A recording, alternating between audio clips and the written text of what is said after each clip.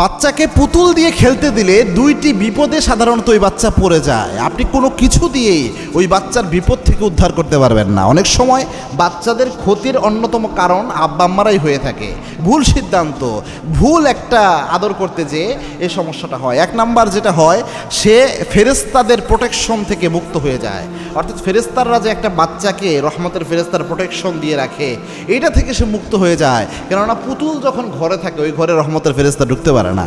আল্লাহর হাবিবের স্পষ্ট হাদিস, যেই ঘরের মতে লা ইয়াদখুলুল মালাইকা বাইতুন ফিহি কালবু আও সূরা, যেই ঘরের মধ্যে পুতুল থাকে বা ছবির মূর্তি থাকে, কুকুর থাকে, ওই ঘরে কখনো রহমতের ফেরেশতা প্রবেশ করে না।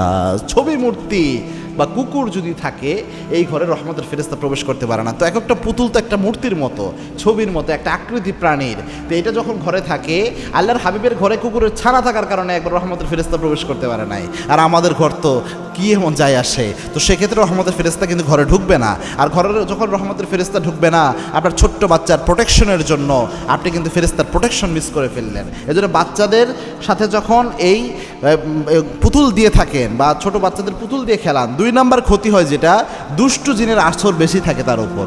দুষ্টু জিন নজর দেয়, প্রায় সময় কান্নাকাটি করবে, শুকিয়ে যাবে, স্বাস্থ্যের অবনতি ঘটবে, এই জিনিসগুলো হয়। এই জন্য ঘরের মধ্যে কখনোই পুতুল রাখবেন না। বা এনি চান্স যদি কোনো ছবি জাতীয় কিছু থেকেও থাকে যেটা আপনার খুব জরুরি, ওটা আপনি ঢেকে রাখবেন, অর্থাৎ ওয়ার্ড্রোবের ভিতরে বা আলমারির ভিতরে রেখে দেবেন, ওটা প্রকাশ্যভাবে রাখবেন না। তাহলে রহমতের ফেরেশতা আপনার ঘরের মধ্যে প্রবেশ করবে না।